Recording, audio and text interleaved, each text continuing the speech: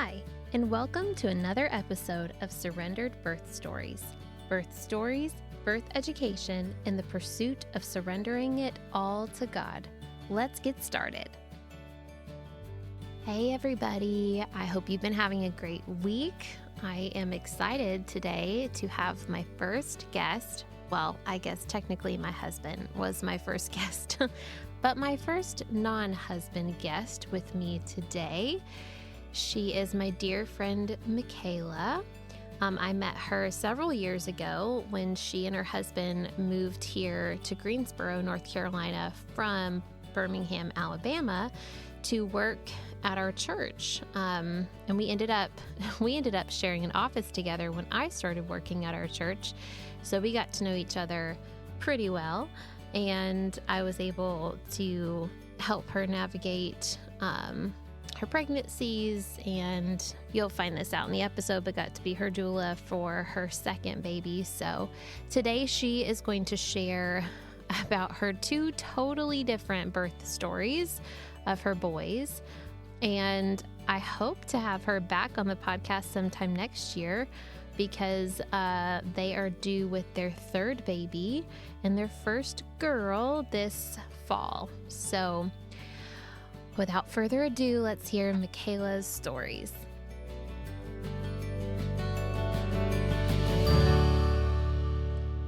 All right. Well, welcome to the Surrendered Birth Stories podcast. Today, I have my friend Michaela with me. Very excited about this. Michaela, can you introduce yourself? Tell us a little bit about yourself. Sure. Let us get to know you. Okay. Hey. So I am 25 years old. I've been living in Greensboro for almost 5 years. Married to, I know, it's crazy. 5 years this summer. Married to Parker, who is a youth pastor. And so that's me. What else do you want to know? We have 2 kids, 2 boys, 2 and 3. In the fall, they'll be 3 and 4.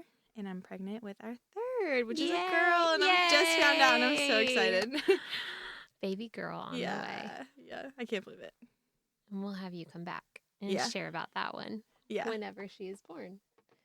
Awesome. Well, okay, let's jump in then to the first story by starting out by telling us, what was it like when you found out you were pregnant? Was it something you were planning? How did that go? So definitely was not something that we were planning. My husband and I had only been married for 2 months, 3-ish, I don't know, 2 or 3 months when we found out we were pregnant. I was on birth control, so I was completely shocked. We had just moved to Greensboro, and it was really overwhelming. I cried a lot. Yeah, I was very upset. It was really hard to take, but How was he? Yeah, same. Just in shock, really overwhelmed. We had just gotten married and moved, and so we were adjusting already to so much change, and then this curveball was just the cherry on top. Just very overwhelming. I'm sure. Okay, so you're pregnant. How did you go about choosing a care provider or figuring out, like where you wanted to have this baby and who you wanted to have this baby with? Initially, I just started texting people that I knew. So I was looking at a few places that were local to here. And I didn't even know anyone that well. So I just texted the few people that I knew off the top of my head, where do I go? What do I do? I don't even know who to talk to because I wasn't established anywhere. And how old were you? 21. 21. Yeah. Gosh. I was 21. And I did some Googling, and I actually found a birth center that was in Greensboro at the time, and I was super interested in it just based on what their website said, but Parker was absolutely not. No, that it was just so foreign to him. He just shut it down so quick, and I was like, okay, whatever. And I just moved on to the next thing in line. So yeah, I just picked somewhere that was close to our house. I didn't really put much thought into it other than I need to do something because I'm pregnant and I need to go see someone so they can tell me what to do. Yeah. So is it an OBGYN office? Yes. Yeah. Okay. Yes, it was. And I saw a male OBGYN, which I feel like is... How was that? Fine. I picked him because, again, I think because he was just the one that was accepting patients. It was he was just very professional and dry, but I feel like I kind of wanted that in a weird way because I was so going through the motions in a sense. Mm-hmm. Like, I wasn't excited and I was just struggling so much with the pregnancy that I liked almost that he made it feel like it wasn't a big deal that I was pregnant. It's like, oh, this is run of the mill. Yeah, everyday just life. like going, yeah. So how did your pregnancy go? Were there any complications? Was it pretty smooth? Did you get sick? How did it go?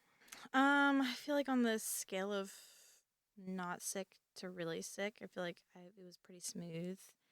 I was like normal nauseousness in the beginning, but nothing crazy. Everything went fine towards the end of my pregnancy. My blood pressure started rising, and I did have a good amount of swelling, which is, I guess, normal. I don't really know like how you determine like what's normal swelling and what's not, but It's subjective. yeah. Yeah. So they kind of were starting to have me come in more often and kept checking my blood pressure, and it was borderline high. Do you remember how high it was? I want to say 120/60. Oh, you're fine. Yeah, I know. It wasn't. I remember like telling someone that was a nurse, and they were like, "That's really bad if you're pregnant." But then it was, or that might have been what it was when I went in the day to. I'm jumping ahead, but I don't remember. I just remember them being every time I went in, they were like, "It's getting higher. It's getting higher." Like, usually, if it hits 140 over 90, I think that's when all the red flags, they're all like on high alert, because they don't want to see it hit that high or higher. They want to see it under that. But if you're in like the 130s, then that's when they're having those conversations with you of like, it's a little high. It must have been that then. I don't remember numbers well. That's okay. But I know that it was... Your blood pressure was, let's say, elevated. It was elevated. Okay. Yeah, it was elevated. But I was feeling fine. I was feeling fine. Yeah. So no other symptoms, just slightly elevated blood pressure and some swelling. Yeah, but really normal pregnancy. Yeah. It was very normal. Beautiful. Yeah. Okay, so then how did labor go then? Mm-hmm. What was that like? Well, because my blood pressure was raised, of course, my doctor was like, well, just to be safe, we need to induce you as soon as possible. Wow. Yeah. And how soon was as soon as possible? I was 39 weeks. Okay. So not even 40 yet. Yeah. Yep. So, and at that point, again, like, not that I didn't care. I was just a little bit numb through my whole pregnancy emotionally because I was still just so in shock that I knew I could probably, like, protest it more, but I just didn't. So I just went along with it.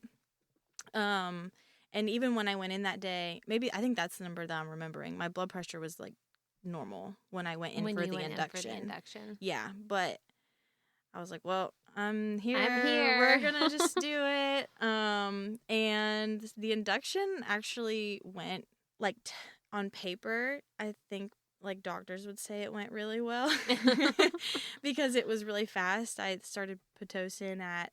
I was going to say, what time of day did you get there? I got there around, I think, like 7 a.m. And then probably by the time I got in the room and got set up, I started Pitocin around 8 a.m. So they started you straight on Pitocin. Straight on Pitocin. So did they think your cervix was favorable then? Mm-hmm. Yeah, they did. And I was dilated to a 3. Okay. And my cervix was pretty thin. I mean, I don't know how thin, but enough that they were like, we can just skip the Cytotec. Yeah. Move straight to the Pitocin. Gotcha. Yep. So we did that. I didn't feel anything for a really long time, and I was just lounging around for a couple hours. And then around noon, the OBGYN came in and broke my water. And I was, I knew that especially with an induction, if you take an epidural early, it can really slow the process. And I really didn't want to mess that up. I wanted to try to get things going as fast as possible. So even though I had multiple people tell me, they're like, get the epidural before they break your water. I was like, no, I'm fine. And I toughed it out for a little bit. But the contractions were just so intense after that. And I think hindsight, once he broke the water, everything just happened. Changed. Yeah, changed, just normal. That's why they do that. But yeah, it was really painful. So I got the epidural. And it half worked, like half of my body, but I was still like able to move around, and they're like, well, lay on your side. Mm-hmm. And it kind of worked, but I was still able to move around a lot. And I remember them like saying, you shouldn't be able to like be moving your legs and like moving, like adjusting yourself around or something. And I remember being like, that's weird. And then they had the anesthesiologist come back in, and he, I don't really know what he did, but he did something to the epidural. All I know is that... Boosted it? Or, did he do something on your back? Mm-hmm. Oh, He was, okay. moving it around. Mm. Yeah. Sorry. No, it's okay. And it just... All I know is that I felt a lot of pain that I was not expecting to feel because I was planning on getting an epidural. I don't know if that's just normal, if it didn't work right or what. But anyways, It sounds like it didn't totally work. I don't think it totally worked right. And they even were like, when my OBGYN came, because I was getting close to delivering, he was trying to give me numbing shots and all sorts of weird stuff, because he was like, oh, you feel that? And I was like, yeah. And I don't know, I guess he was trying to help me out, but I feel like it just made things worse. Anyways, So yeah. So we got the epidural. But it didn't really work that well. Didn't really work that well. So I was very much not prepared for... Well, because when you're mentally expecting to not feel pain. Yeah. And yet you still have to feel pain. And then at this point, you can't really get out of bed or do anything about it. Yeah, I felt trapped. Yeah. Yeah. Yes. Yeah, I felt very trapped and out of control. And how far into labor is this? I guess it was probably an hour or so after they broke my water. From that point on, everything time gets really fuzzy because I was having a lot of pain. In labor. I was in labor. But I know that I pushed for 2 hours, and I delivered Declan around 6 p.m.-ish. Okay. So this is all in the middle of the afternoon. Yeah, middle of the afternoon. Okay. And how was your husband doing through all of this? I mean, I don't really remember. I was definitely tuning everyone out. He was right just beside me, just holding my hand. The thing I really remember is the pushing part.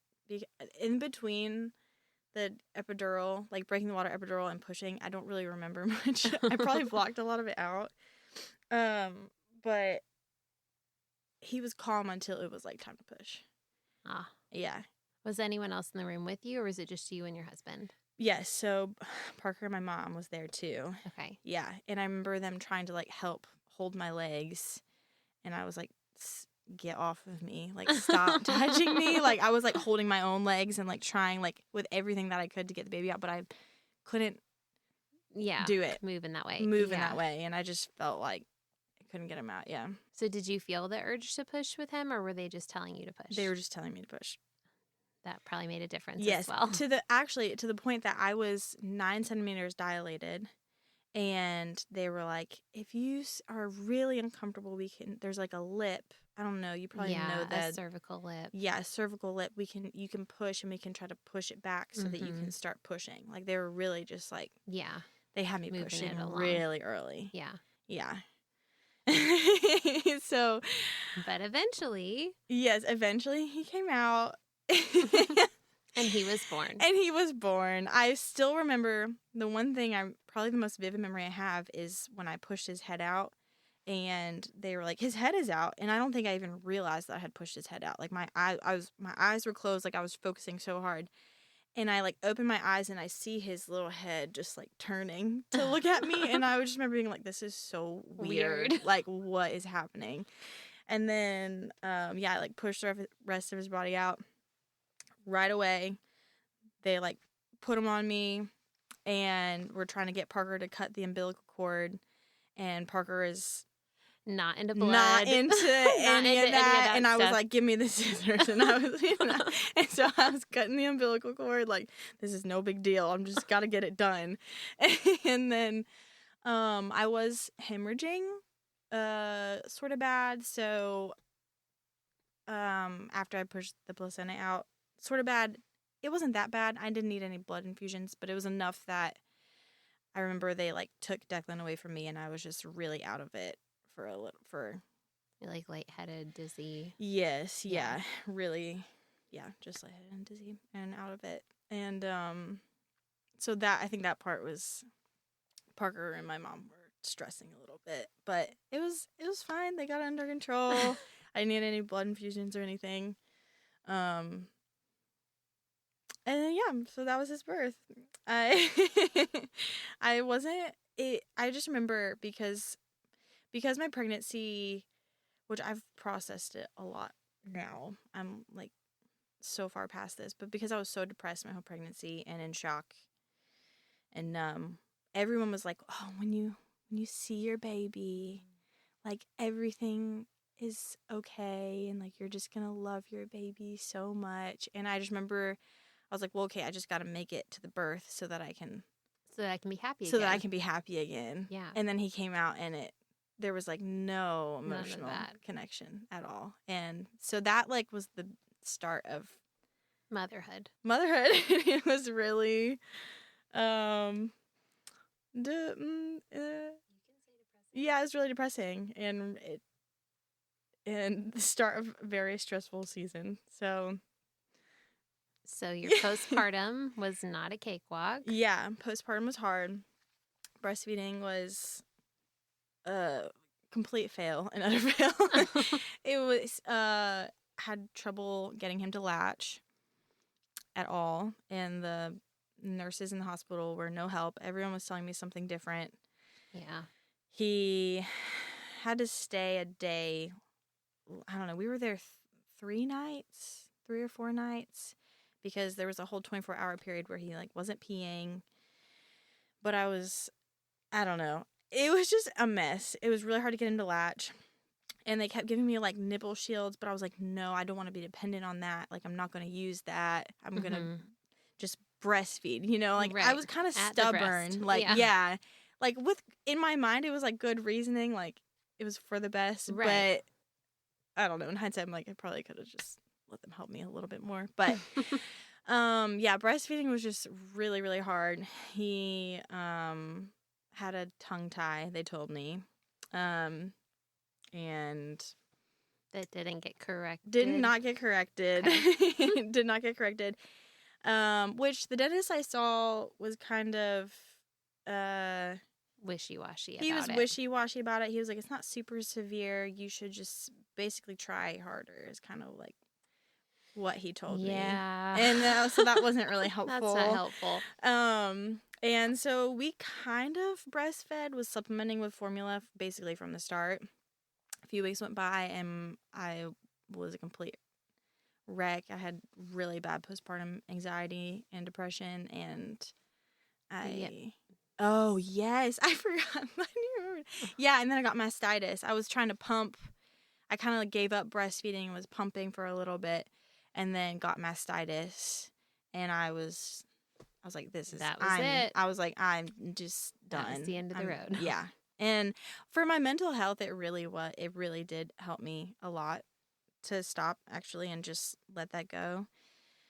Didn't your grandpa also die? My during that grandma, time? Your yeah. grandma. Oh, yeah. Thanks I'm for bringing up all this drama. No, I'm just kidding. I'm just saying your postpartum was hard. It was very hard, yeah.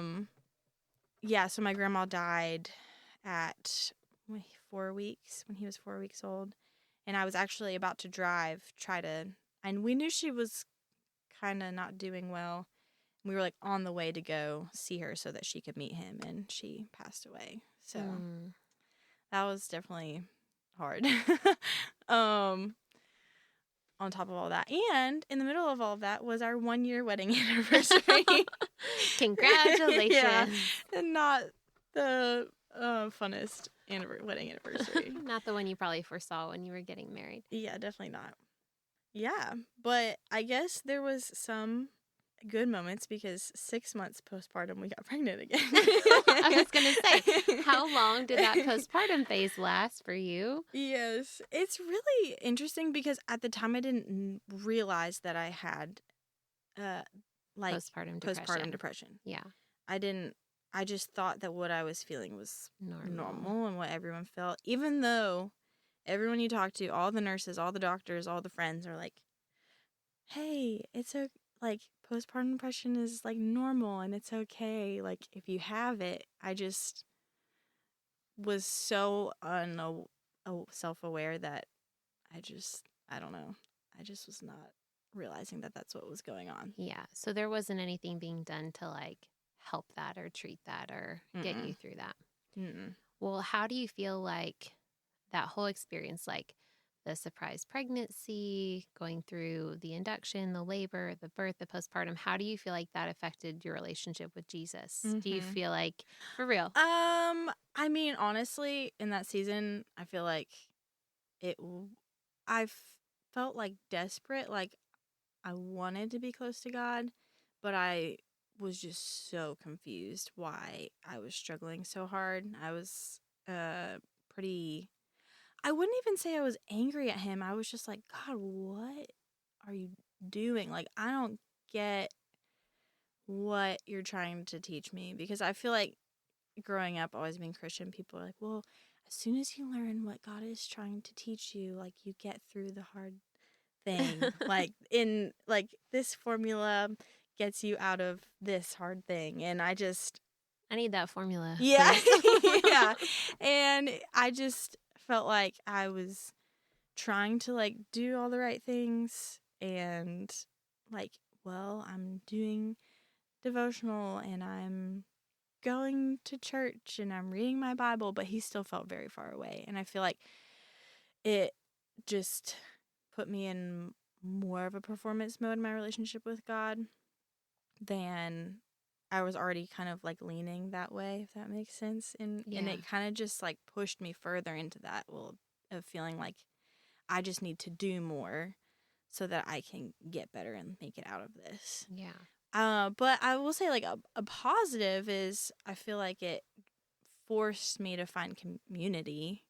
Even though it was a small community, I feel like becoming a mom forces you to, you need people just to stay sane. And so that was a positive, and I feel like building relationships and having community is ultimately what got me to a healthier place that I am now. So good. Yeah. Does that answer your question? Yeah. Okay. I don't know. Okay, so you have a 6-month-old. Yeah. And then you get pregnant. Mm-hmm. Now, was this one a surprise? So this one was planned. There you go. Yeah. And I think there's a lot of things that made us want another one so fast. I think part of it was I really wanted to feel in control. I wanted to feel like I want to do this, but be in control of it, because the first time I felt so out of control. There was definitely a sentimental part. Once that I did open up my heart to oh, I have the child that I love. I could not get an image of siblings out of my mind. I was like, he needs a sibling. He needs a sibling. It was this weird, I just was constantly picturing him with another boy, actually. And also because it was so hard, there there was probably the first 2 months I was like, I'm never going through that again. I'm never having another kid. Yeah. Even though deep down I knew that's not what I wanted, I was just so distraught that I was telling everyone that. I was like, I'm not having another kid. Like, I'm never going through that again. It was like so hard. Not the best experience for you. Yeah. Yeah. And so I think, but I knew deep down that's not what I actually wanted. Mm-hmm. And I think that, again, as twisted as this is, I knew that if we didn't just rip the Band-Aid off and just have another kid, that as Declan got older and things got easier, I might not ever do it. Might not ever do it. Yeah. So Yeah. you ripped the Band-Aid. So we ripped the Band-Aid off and we're like, why not? It's hard now. Why not just like keep it hard going, keep making it harder? I don't know. We were also really sleep deprived, so we probably weren't making like the best decisions. Yeah, like wise decisions. Yeah. So we got pregnant. Well, the Lord allowed you to get pregnant, so he was cool with it. Yes, yeah, he allowed it to happen for sure.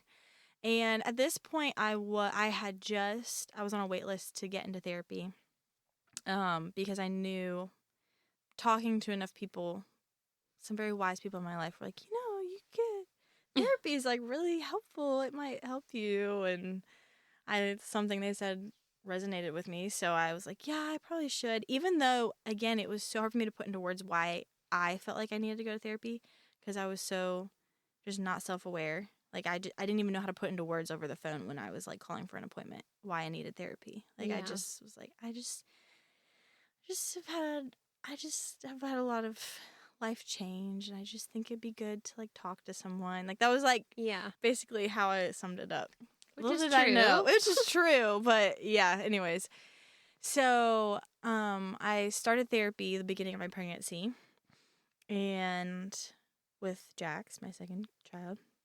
And through that process, realized, okay, what I am experiencing is, I can learn some things to get through it. But she never told me, like, you have postpartum depression and anxiety. It was really just, I don't know, just talking in sessions and talking it through and just becoming more self-aware of realizing, okay, I'm not okay. And I need to do something so that I am okay. But really I was really fearful about the second birth. I was really, really fearful about going into another birth because I didn't want it to feel like the first one did. So did you do anything differently the second time around? Make any changes? Yes. So yeah, go for it. I don't. Okay. I knew I wanted to do natural birth because I wanted to feel in control. I knew that postpartum rates are much less when you have a natural birth. I know breastfeeding is easier. It's better for a myriad of things. So many reasons. Yeah, that even just on paper, I was like, well, logically, this makes more sense. But also, I think there was a part of me that just wanted to have that, like, peaceful, beautiful birth experience that you see on Instagram. Like, I just... birth. Yeah. So, I decided to do a birth center birth. Thankfully, my husband was on board with it. Yay, Parker. Yay, Parker. And my experience there was very different. Now, this was not the Greensboro birth center. Right, yeah, because that one had closed. That one closed down. Yeah, so I was traveling an hour or so away to go to Statesville. And worth it. Yeah, so worth it. I concur. I just remember feeling like everyone was just so personal. It was just complete opposite of what I experienced at the OBGYN office. I was like, and you were seeing midwives instead of OBGYN. Yes. Yeah. Yep. And they were super just sweet and caring. And I felt like they were really, like, invested in me having the birth that I wanted and not just, pushing me down the line. Right. Yeah. Okay. Yeah. So the pregnancy, did it go pretty smoothly then? Yeah. Very normal. Didn't have any weird blood pressure things. Everything went great. Everything was good. Everything was good. And how was it going through the pregnancy, taking care of a, 6 month through however old he was, I guess a little over a year whenever. Yeah. Those are good questions. Yeah. How was that? It's hard to remember life without two, honestly. Now, Like yeah. now, I feel like when he turned like 6 months old, I definitely turned a bend. I feel like our relationship grew a lot and his personality was coming out. I feel like a lot of people say that at 6 months, it's a little bit more of a turning point. So if anything, I feel like it really helped me not just wish the baby years by, because that's what I was doing for so long. I was like, I just have to get through them. It actually really made me appreciate them more because I knew I had such limited time with just him. And he started sleeping through the night around 9 months. Yeah. So, Solid. I mean, honestly, he, was sleeping through the night and taking 2 naps a day. So That's the life. it wasn't that hard. It really was not that hard. Once the next baby entered the picture, it was a completely different story. But yeah, it was okay. I mean, I feel like the beginning of the pregnancy was a little rough. I was just really tired all the time. And he was waking up at night still, and I just remember being very tired. But towards the end of the pregnancy, it was kind of fun and really it was really fun. Yeah. All right. So the end of the pregnancy is approaching. Yeah. You're getting kind of close, and now we don't have any elevated blood pressure to worry about. Everything's going really smoothly. So how did labor start? And when did labor start? I was very excited to give birth. I was just made a lot of progress. I did a lot of brain spotting to get through a lot of trauma from my first birth. I worked so hard to mentally, spiritually, physically prepare for this birth because I wanted so badly for it to go smoothly and peacefully. I was 41 weeks-ish, maybe in a few days, getting close to the 42-week cutoff where you're not allowed to give birth in the birth center anymore. You have to move to the hospital. Right. Yeah. Oh, the state of North Carolina. Yes. And so Kayla, my doula, Hey, that's sitting me. across from me. We haven't even mentioned that this whole time. Correct. Yeah, I was texting you through all of these different seasons and things. And you were very helpful. So fun side note, I ended up getting to teach Parker and Michaela their childbirth class, and then ended up getting to be their doula. Which, and a little bit more. And maybe a little bit more. Which we're about to get to. So basically Kayla was like, listen, if you want, you can drink this special drink, and your odds of going into labor are very high. Right, because you were 41 weeks. And so this is actually context the day after Thanksgiving. Yes. All your family was in town. Yes. And you wanted your mom to be there. Yes. But we waited for the whole, Thanksgiving Day to come and go. And we, were getting concerned about the cutoff at the birth center, and also didn't want your mom to leave town. Yeah. She had already been there for at least a week and a half. Right, because she was trying to be there for it. Yeah. So, yes, I did at that point, which I do teach in my class in order to avoid a medical induction. This would be my suggestion, if nothing else, like sex or walking or anything is working. Yes. The midwife cocktail. And I had been having pretty consistent contractions for like 2 weeks every night for 2 hours. And I remember that was really mentally tiring too. I was just really ready for it to progress. Right. So she kind of was like, if you want to do this, you can do this. And I feel like I thought about it prayed about it for a day. And because I think you brought it up to me on Thanksgiving, like, hey, or a few days before. You were Yeah, kind of like, it was like that you were week. just, that week. Like, we were just talking about it and just talking about like what it would look like and when you should take it and how you should take it. Yes, Yeah. which was all very helpful. And And were you dilated at that point?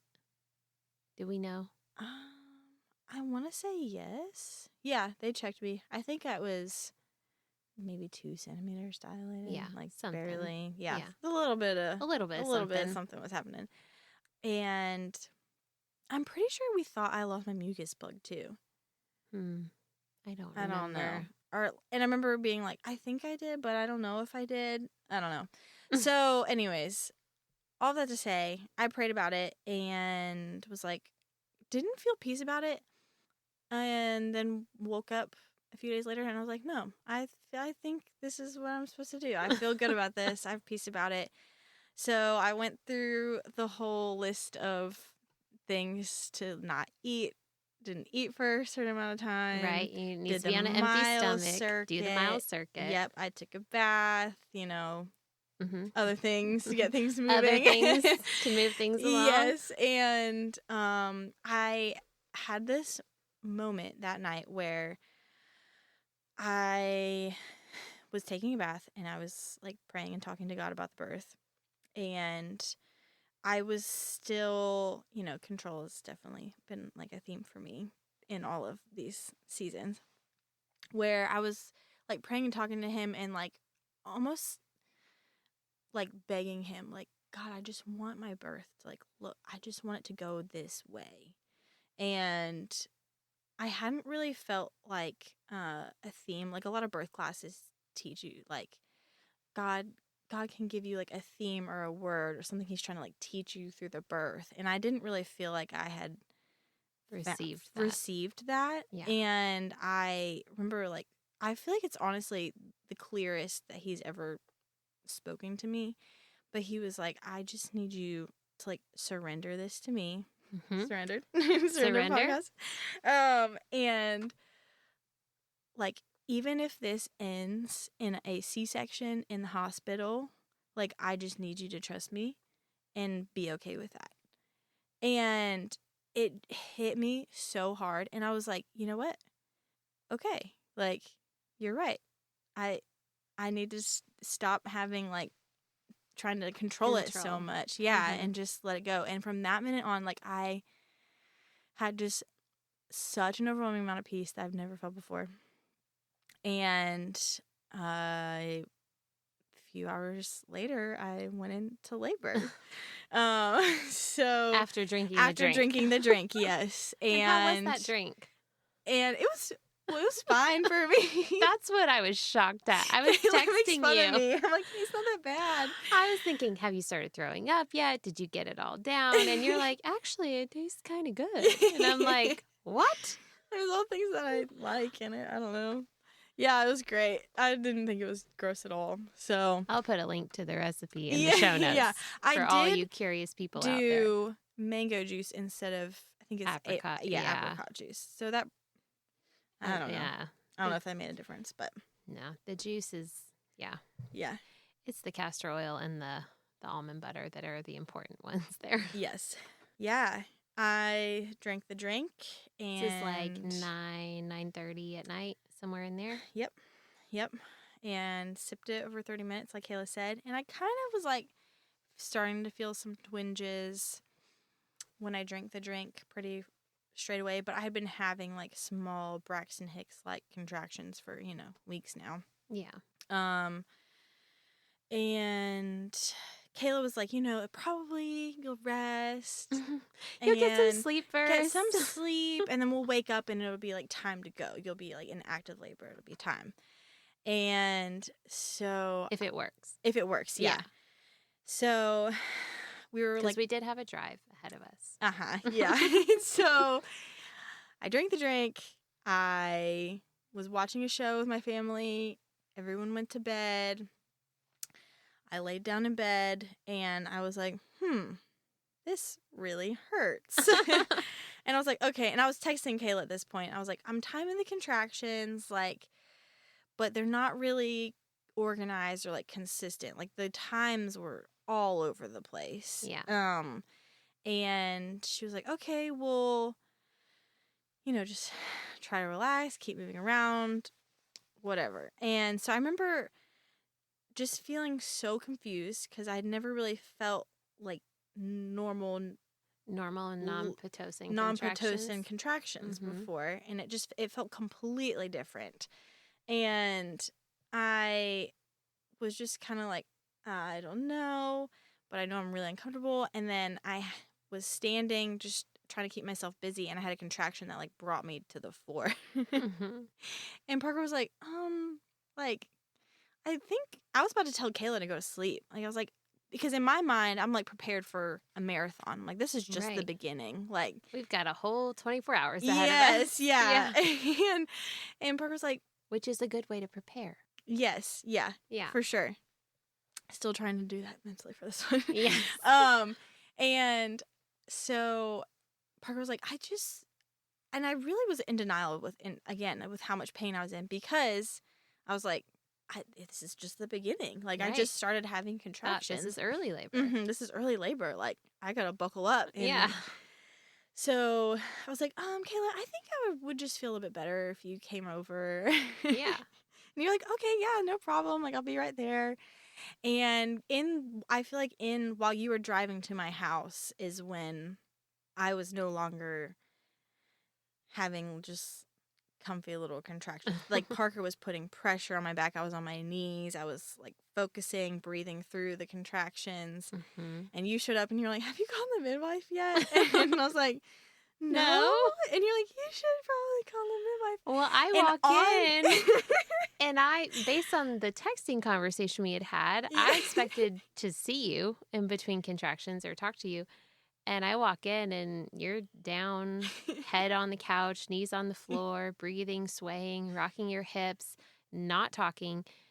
And then I remember Parker was just kind of like looking at me like, is that like, looking for confirmation. And that's when I was like, it's time to call your midwife. Yeah. And I said to the midwife on the phone, I think I'm in labor.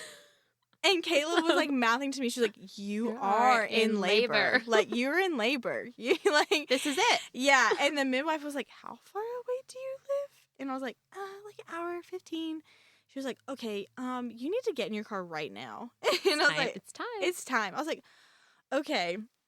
But now you're at the point where every time you move, you have a contraction. So just getting in the car was not as simple as just getting in the car. Because I also made you pee before you left. Yes, which was good. Good idea. I remember that was so painful, though. I was like, I don't want to. A toilet contraction. Yeah. That'll do it. Yeah, laboring on there. And so, we get in the car, and I couldn't even sit up. I remember having a contraction trying to get into the car, and I could barely get in the car. I couldn't sit up. And we switched cars. Because there wasn't a lot of space in the car we were planning on taking. So I was like, I can't be in here. We didn't leave as in a hurry as we had planned to. Yeah. It took a little longer. It did take I made your dad go get towels. I said, go get towels, and I need a bucket, and just in case, if anything. Mm-hmm. Just in case. So, getting our hand-me-down blessing of a beat-up old minivan that Parker said, I had found this out recently. He said it was on E when we got in. Really? He said there was like barely any gas in it. We didn't stop and get gas? Yeah, but we didn't stop and get gas. How are we going to make it all the way to Statesville? We did. I mean, it was a miracle, I guess. I guess it wasn't as low as he thought it was. But he says it was literally like he was praying, like, God, don't let us run out of gas. Well, yeah. So, anyways, so we start down the highway. And I feel like you probably can tell some of the story more clearly than I can, because probably can, because you were in labor land. I was in labor, probably going through transition around this time.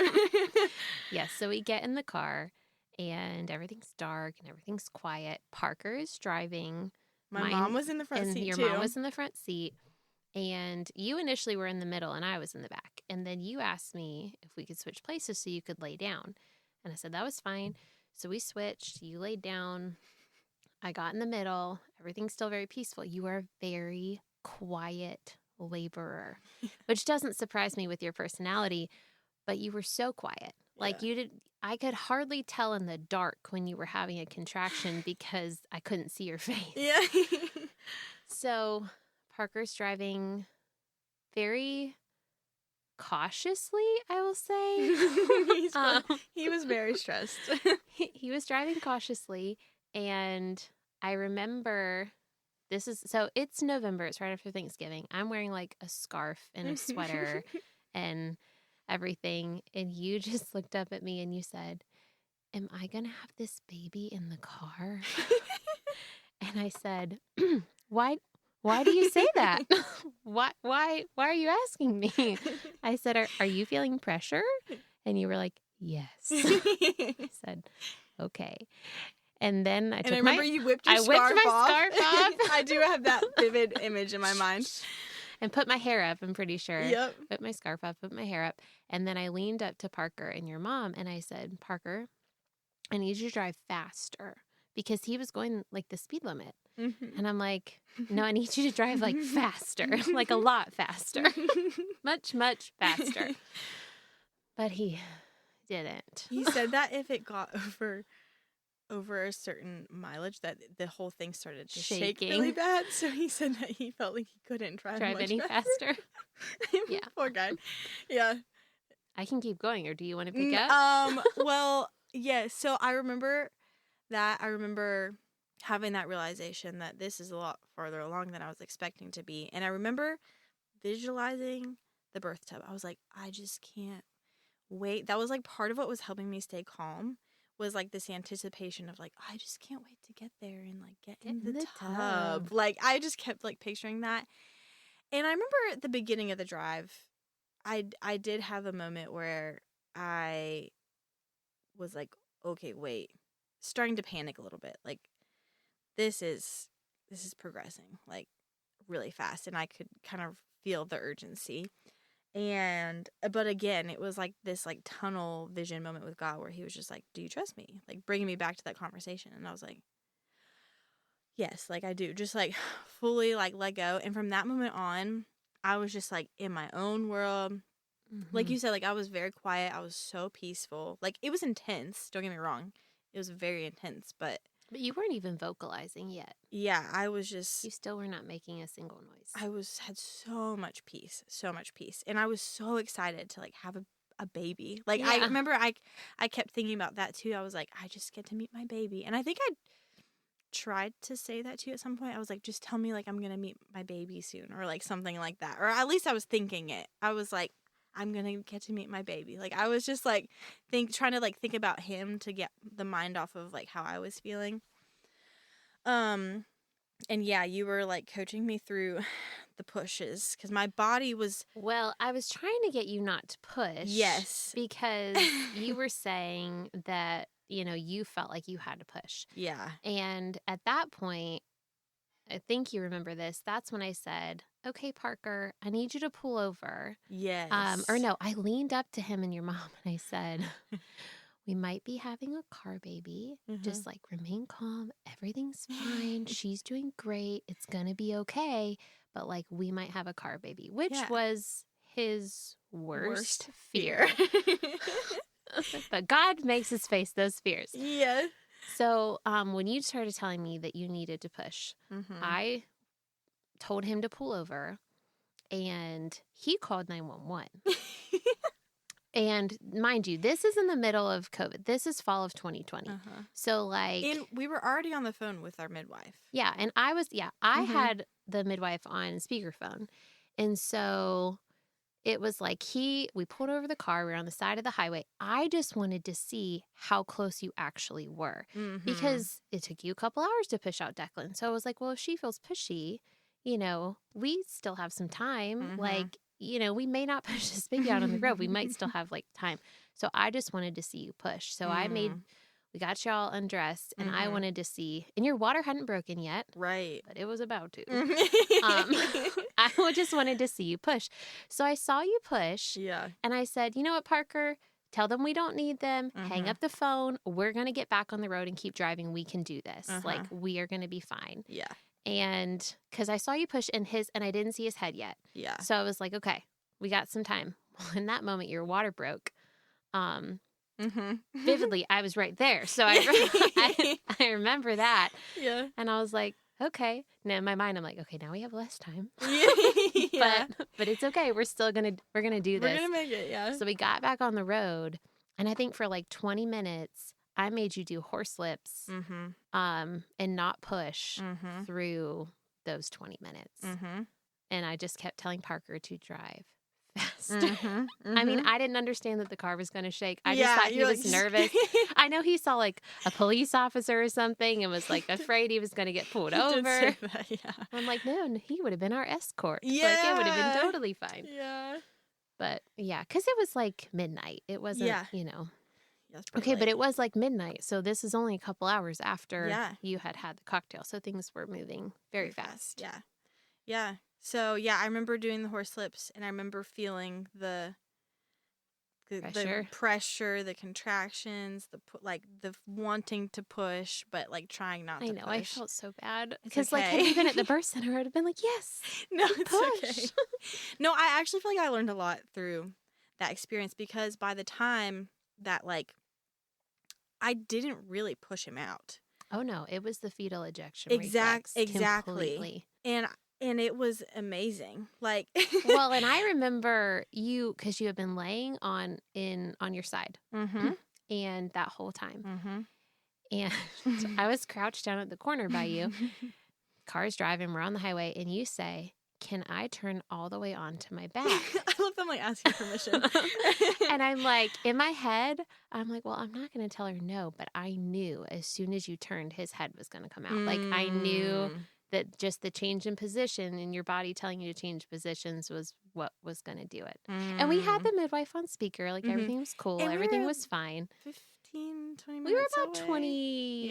20-ish, Yeah, 25 minutes away at this point. But you flipped onto your back, and then... Yeah.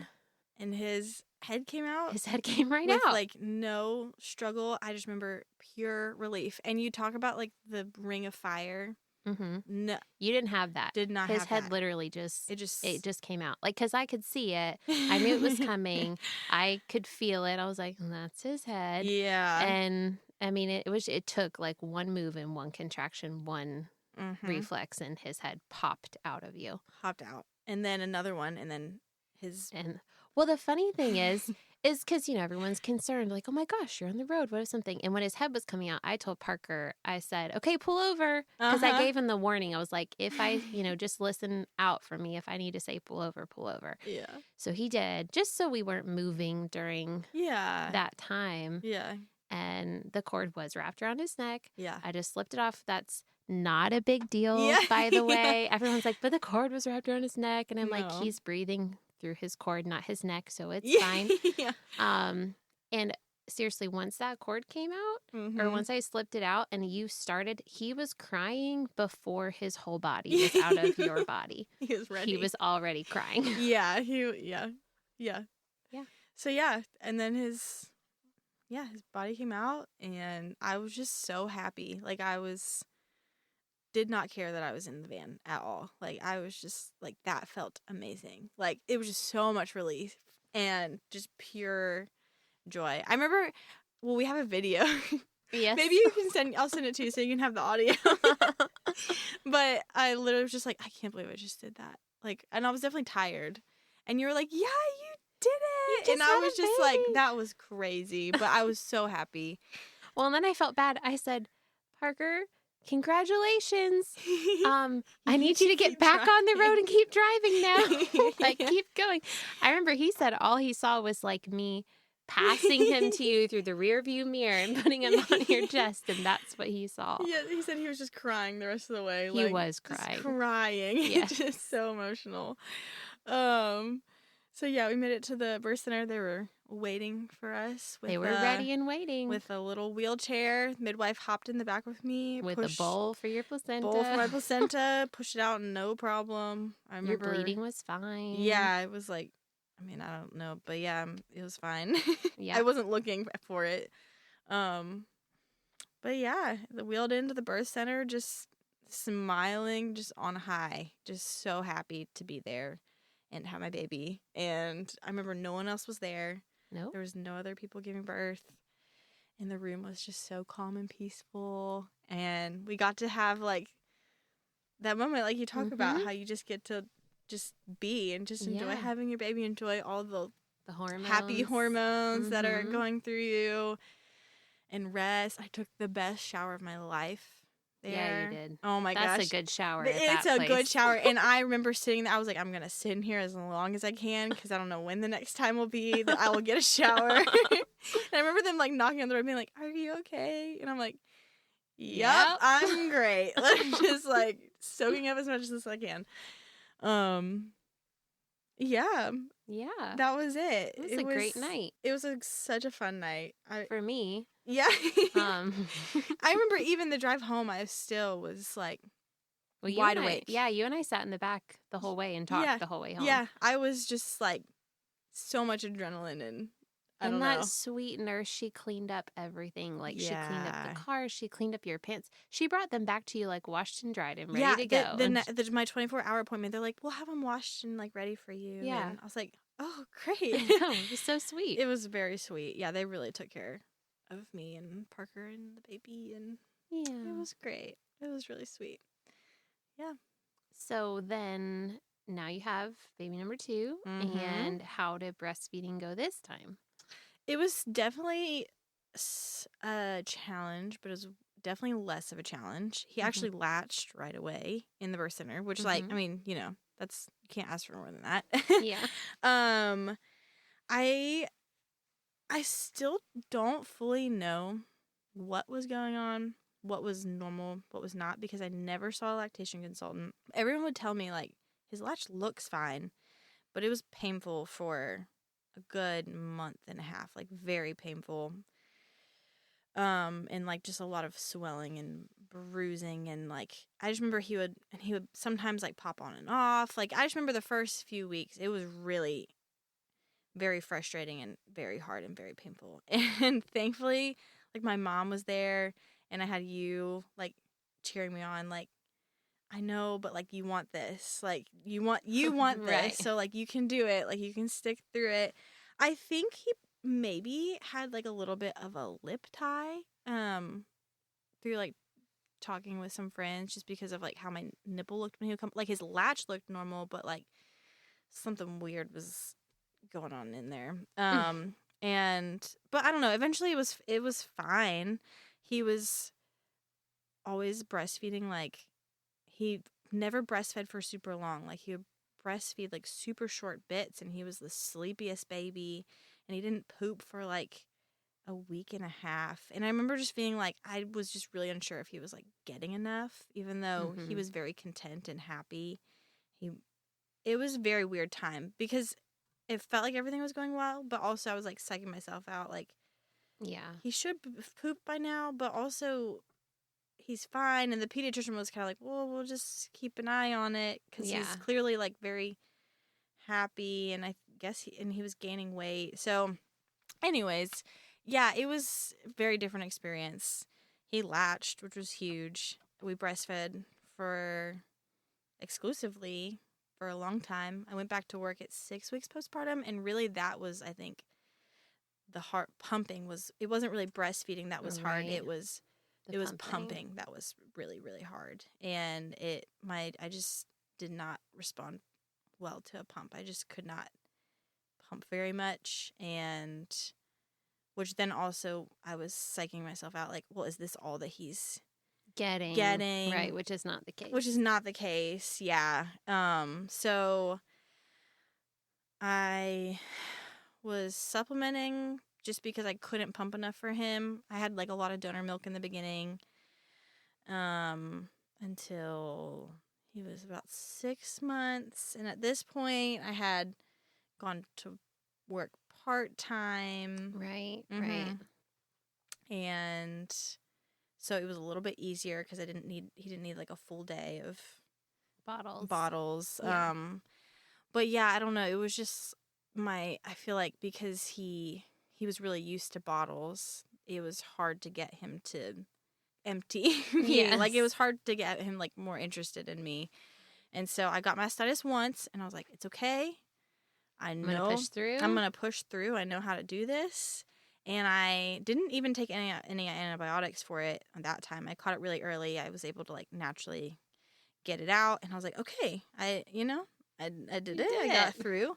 And then a few weeks later, I got mastitis in both. And it was very bad, and like multiple it was just oh my gosh, it was, because this is the third time I've had mastitis, and it was the worst case of it that I had ever had. And I really avoid antibiotics, and especially because I was breastfeeding. Right. So I was like, well, I'm going to do what I did last time, try to get rid of it, let the fever run its course. I didn't suppress my fever, and I was just like out of it for a day. My fever was crazy, and a few days of just suffering. I called like midwife, and they got me antibiotics, and then those weren't even really kicking it in very. They weren't even really helping, and the only thing that helped was cabbage. The cabbage leaves.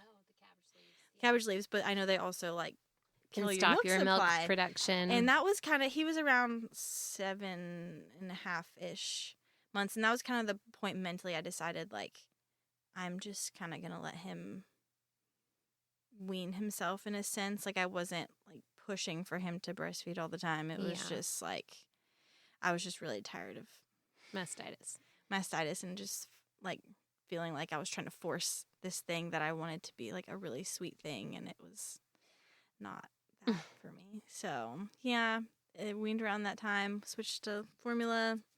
But hey, that's a lot longer. But oh my gosh, yeah, the experience, like, I made it so much. It was further. Yeah, way different than my first breastfeeding experience. Yeah, way better. So yeah, and at that time too, postpartum period was a lot better too. I think I still struggled a lot, and it took me another story for another day. Like, I still struggled a lot with anxiety and depression, but I had made a lot of progress. It was better. It was a lot better. And where was your faith at this point? Were you still numb and like just being performance mode for the Lord, or did you feel like that night of your birth and the act of surrender and peace like really transferred into your postpartum? Yes. Yeah, for sure. I definitely feel like he like carried me through the whole birth, and then even through the postpartum, even though I was struggling still, I felt like my relationship with him was definitely genuine and growing. And it was really actually sweet because it was during like over Christmas time, and I remember just like waking up really early like to nurse him, and like in my living room with like the Christmas tree, and just having like the sweetest, like most peaceful, like quiet times with God. And I like it was just like it was just like bring me back to like that peace that I was feeling. It was just like, and feeling peaceful and like settled. It was so rare that I felt that way, that it was like, oh my gosh, okay, like God is real, and like I can just like rest in him and just like come to him, and he can like he can take everything that I have. So yeah, I mean, it was definitely still a process. I was just really battling. So, like, I had moments like that, but then I would have other moments where I was still just in performance mode. It wasn't until I went through a pretty intense small group through our church. Yeah, through our church, that I feel like was really like the catalyst for healing, yeah, and just being really vulnerable with people for the first time, and being vulnerable with God in a way that I had never been. So that, and I got on anti depressants, and that was a huge game changer. Help too. It was a huge help. Yeah. Was that the first time you'd ever been on something like that? Yes. Yeah. And I resisted it for a really long time. Yeah. Until finally my therapist was like, you should just talk to your midwife. And I talked to them, and I could see the fear in their eyes with how I was answering their questions and some things I was saying and some answers I gave on the depression scale and stuff. They were very concerned about me leaving that office and not having a plan. Yeah. So I'm very thankful for that. I'm very thankful that I got through that. I'm glad yeah, you got the help you needed. I got the help I needed. It was great. And so now we're having baby number 3 due in November. October 25th. You're due in October? Mm-hmm. I know. I don't know if you're going to be able to be there. Oh, man. If I I'm know. there, I will most likely have a newborn strapped to me. It's okay. It's okay. We'll see. We'll see. I just need me to go really early and you to go really late. Yeah. And then we Yeah. can work it out. Except Yeah. I don't wish that upon I you. know. That's not a fun thing to wish That's upon more anybody. stressful, but I know. We're going to figure it out. Whatever happens, it's meant to be. happens. Yeah. We'll I have surrender backup it support, to the Lord. You Yeah. have others. Yeah. And I have to ask, how is your husband feeling after his first was an induction with the hemorrhage at the end, and his second was a car birth, which was his biggest fear. So how is he feeling going into this third birth? He's not doing well. But we are in therapy together. Okay. And have been starting to, dig into it a little bit, process it a little bit. Chip away at the birth processing. Yeah, he's doing the best he can. He has a little bit of a vasovagal, I'm probably butchering how you say that, but like a vasovagal response to where it's really hard for him to talk about it at all, like, because he gets very dizzy and almost like passes out. Yeah. So yeah, we're navigating how to help him like process that, but well, I pray that this is a redemptive birth for him, where he feels like everything goes smoothly and well, and and that's what I keep communicating to him, because the second birth was so redemptive for me that like I can't wait to give birth again. Like, I'm looking forward to it, and like just how God redeemed so much through that birth. And I'm like, I'm telling him that too. I'm like, but I had to like work through a lot to get it to that point, but I want that for him for sure. So I'm definitely praying that as well. Well, good. Yeah. Well, thank you for coming on the podcast. I appreciate it so much. Yes, this is really fun. Thanks again for joining us today. Be sure not to miss an episode by hitting subscribe. Also, we'd love for you to leave a review of the show so that more people like you can hear more stories like these. If you're local to the Triad of North Carolina and seeking childbirth classes, birth consultations, or a birth doula, please click on the link in the show notes to take you to our website for more information.